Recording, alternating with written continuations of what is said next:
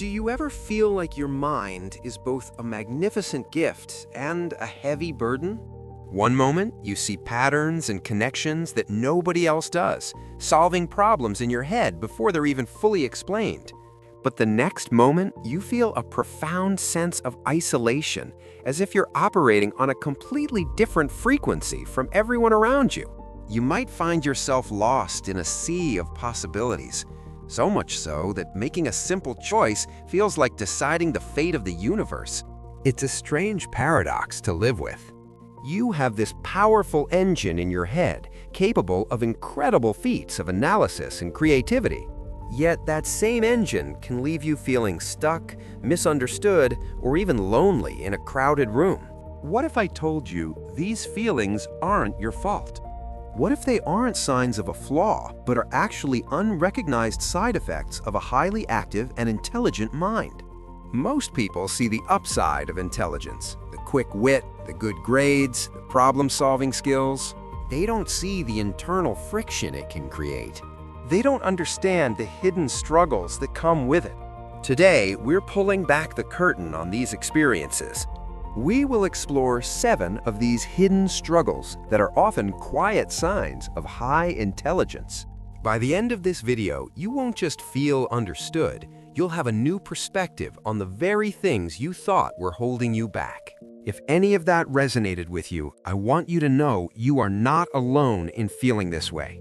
You've landed in a space where these complex feelings are seen and validated.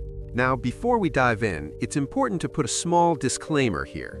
Intelligence is an incredibly complex and multifaceted thing.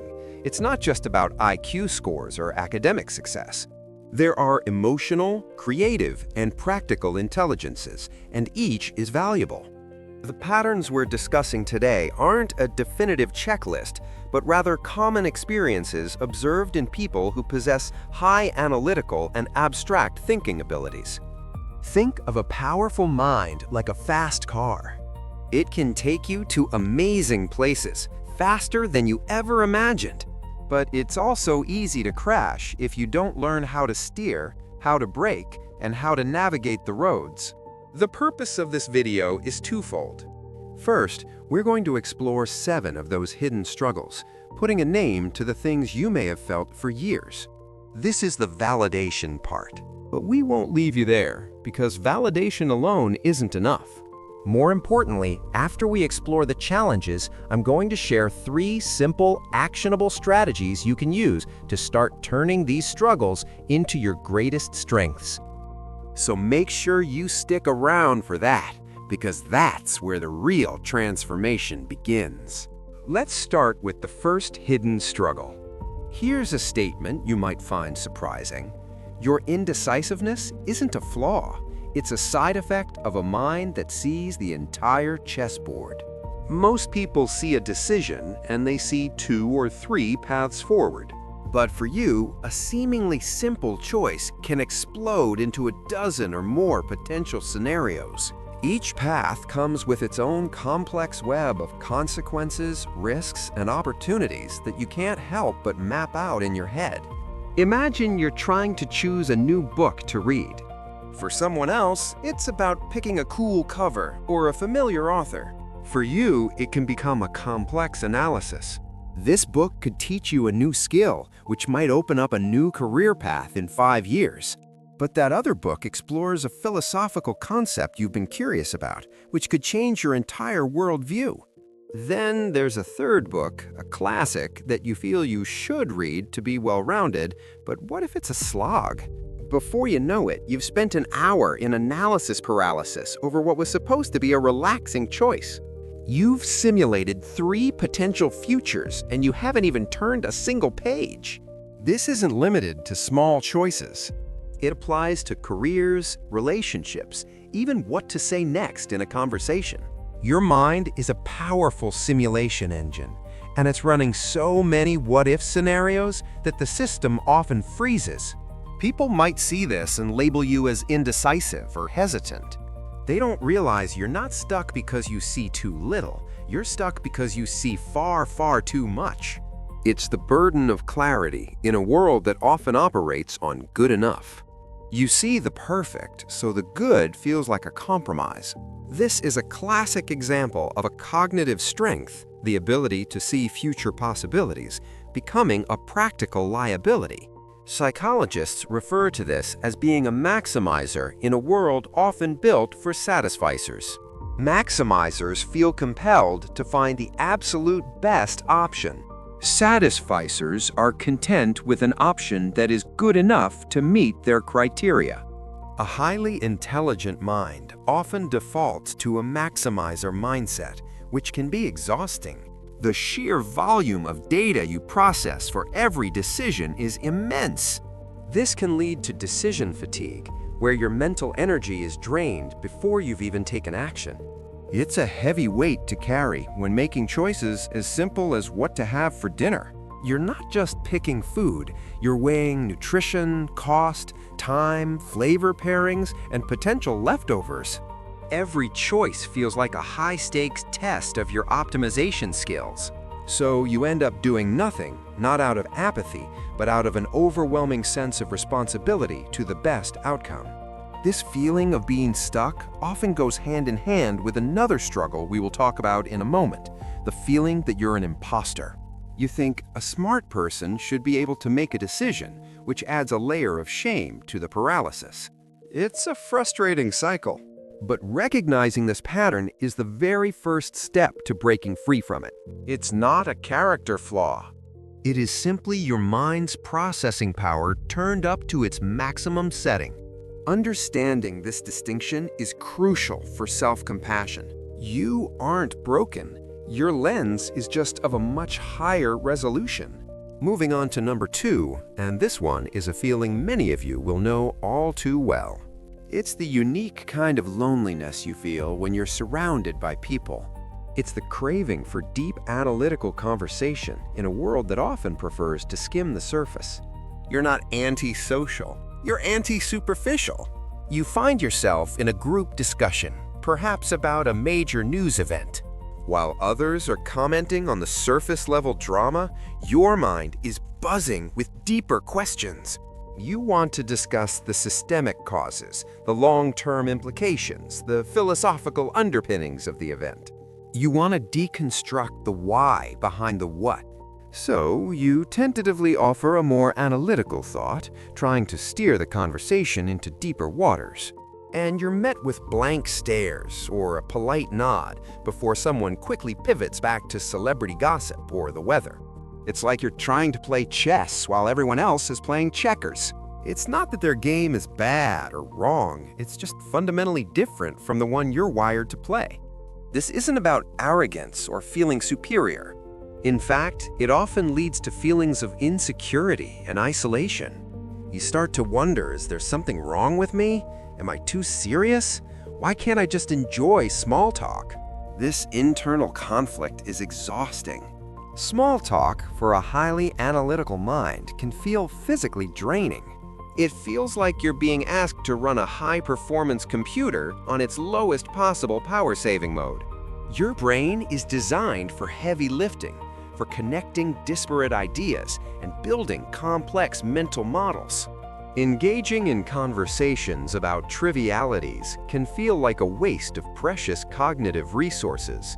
You yearn for intellectual sparring partners, for people who will challenge your ideas and build upon them. When you can't find them, the world can feel like a very quiet place. This experience is often misunderstood by others as being aloof, distant, or even judgmental. They don't realize that your silence isn't a sign of disapproval. It's a sign that you're waiting for an opening to have a conversation that actually nourishes your mind. You're waiting for someone to ask a question that begins with why or what if. These are the moments when you come alive. This is when you feel seen and connected. When those moments are rare, the loneliness can become a constant companion. It's the loneliness of having a rich, vibrant inner world that you rarely get to share with others. It's the feeling of speaking a slightly different language. So if you feel lonely in a crowded room, it's not because you're unlikable or odd. It's because you're listening for a language few people speak. You're searching for a depth of connection that matches the depth of your own thoughts. And finding that connection can be one of the most significant challenges and greatest rewards. Just pausing here for a moment.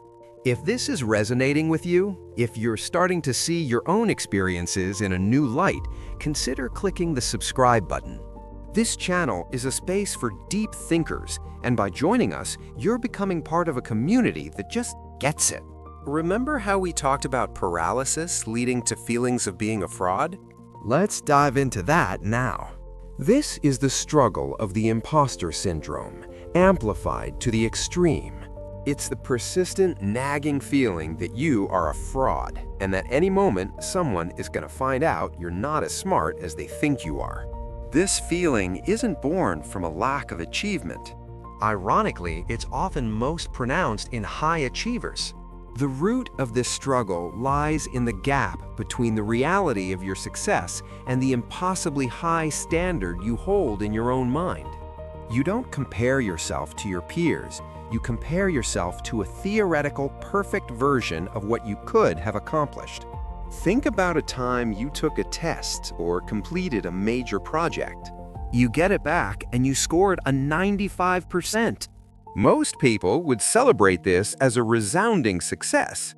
But for you, the first thing you see is not the 95% you got right. Your focus is immediately drawn to the 5% you got wrong. You obsess over it. How could I have missed that? It was such a simple mistake. I should have known that. Instead of feeling pride, you feel a sense of failure and disappointment.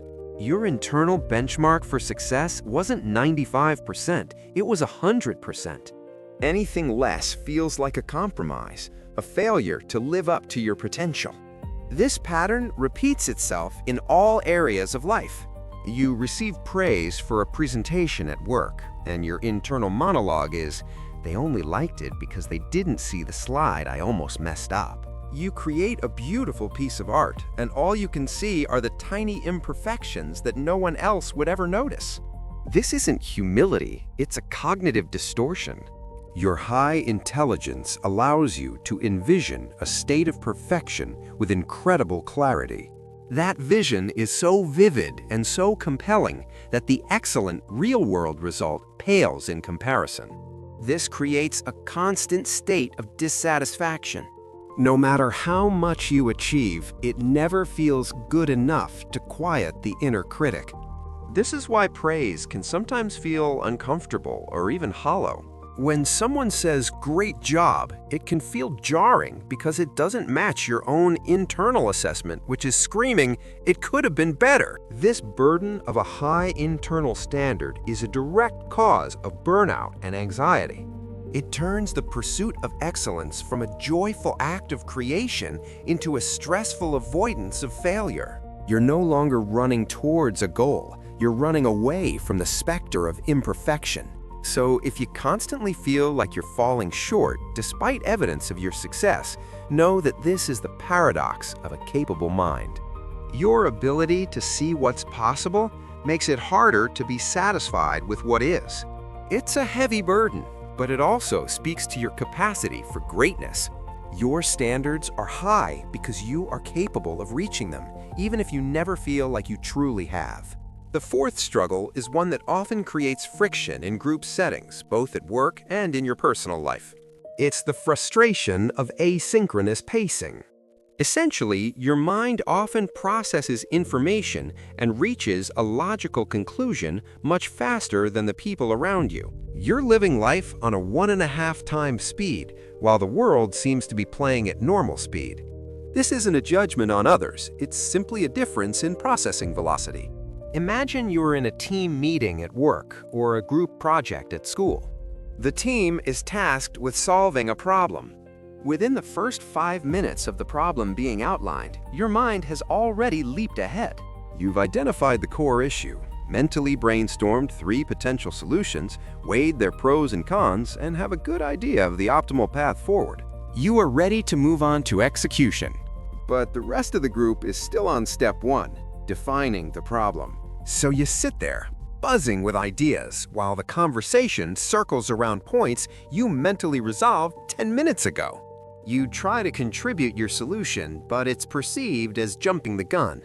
Whoa, let's not get ahead of ourselves. So you have two choices. You can either sit there in frustrated silence, feeling like you're wasting time, or you can try to drag the group along with you, which often comes across as being impatient, arrogant, or dismissive of others' thought processes. Neither option feels good. This asynchronous pacing can make you feel chronically impatient. You might find yourself finishing other people's sentences, not to be rude, but because you can see where their logic is going and you want to accelerate the process. You might get bored and tune out of conversations that are moving too slowly, which can be mistaken for being disengaged or uninterested. The reality is, you were likely hyper-engaged at the beginning, but your mind has already crossed the finish line while others are still running the first lap. This can be particularly challenging in hierarchical structures where you have to wait for a slow decision-making process to unfold. You can see the obvious, efficient solution, but you are powerless to act until the entire system lumbers its way to the same conclusion you reached long ago. It can feel like you're screaming into the void. This isn't just about work. It can happen when watching a movie with a predictable plot, or listening to a story where you've already figured out the ending. It robs you of the joy of discovery because you're always 3 steps ahead. This struggle requires immense patience to manage. It involves learning to appreciate others' thought processes and finding constructive ways to share your insights without short-circuiting the group's journey. It's learning to slow down your car to match the speed of traffic, even when you have an open highway in your mind. If you've felt even one of these struggles, take a breath. You're in the right place.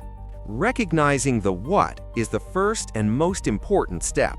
Now let's keep going because the how to fix it part is next. Okay, so we've identified the challenges. We've explored the paralysis, the loneliness, the burden of perfection, and the frustration of pacing. Knowing these struggles is incredibly validating, but living with them can still be draining. We are not gonna leave you there. Let's pivot to what you can actually do about it. This is where we turn validation into empowerment. Here are 3 practical, compassionate strategies you can start using today. Tip number 1 is for the paralysis of seeing too many possibilities. Embrace satisficing.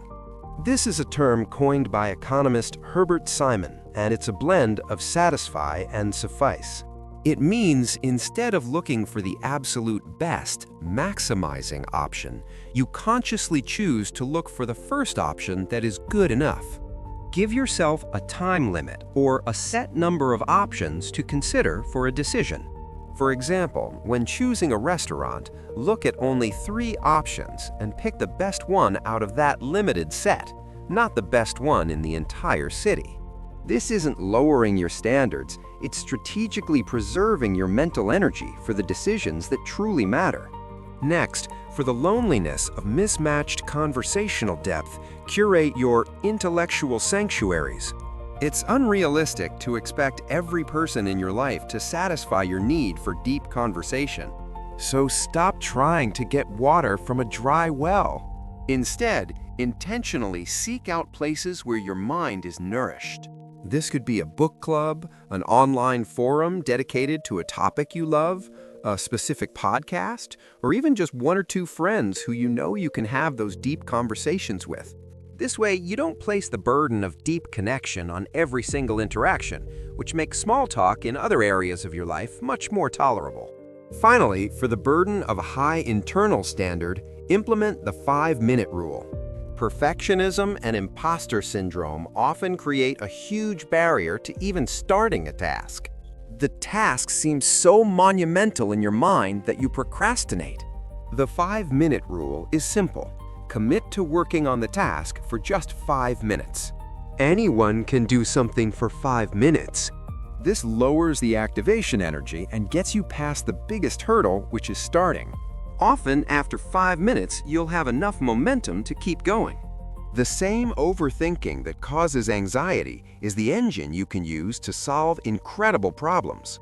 By using these tools, you're not trying to dismantle the engine, you're just learning how to build a better steering wheel. So we've seen the struggles and we've looked at the tools. Now, what does this all mean for you? If there's one thing you take away from this video, let it be this. These challenges, the paralysis, the loneliness, the perfectionism, they aren't character flaws. They are the other side of the coin of a powerful mind. Your ability to see a dozen futures is what makes you a brilliant strategist. Your craving for depth is what allows you to form incredibly meaningful, authentic bonds when you find the right people. Your high internal standard is the driving force behind the excellence you bring to everything you do. Your quick processing speed is what makes you an invaluable problem solver. Remember the hook at the beginning? We talked about your mind being both a gift and a burden. Perhaps the journey isn't about getting rid of the burden. Perhaps it's about recognizing that the gift and the burden are inseparable parts of the same beautiful, complex machine. The goal is not to become less intelligent to fit in better. The goal is to become wiser about how you use your intelligence. It's a journey of self-acceptance, of learning to wield this gift with grace and self-compassion. Embrace your mind in all its frustrating, chaotic, and brilliant glory. If this video helped you feel seen and understood, consider subscribing to join our community of curious minds. We believe that understanding yourself is the first step to creating a life that truly fits. Click the bell icon so you don't miss our next video.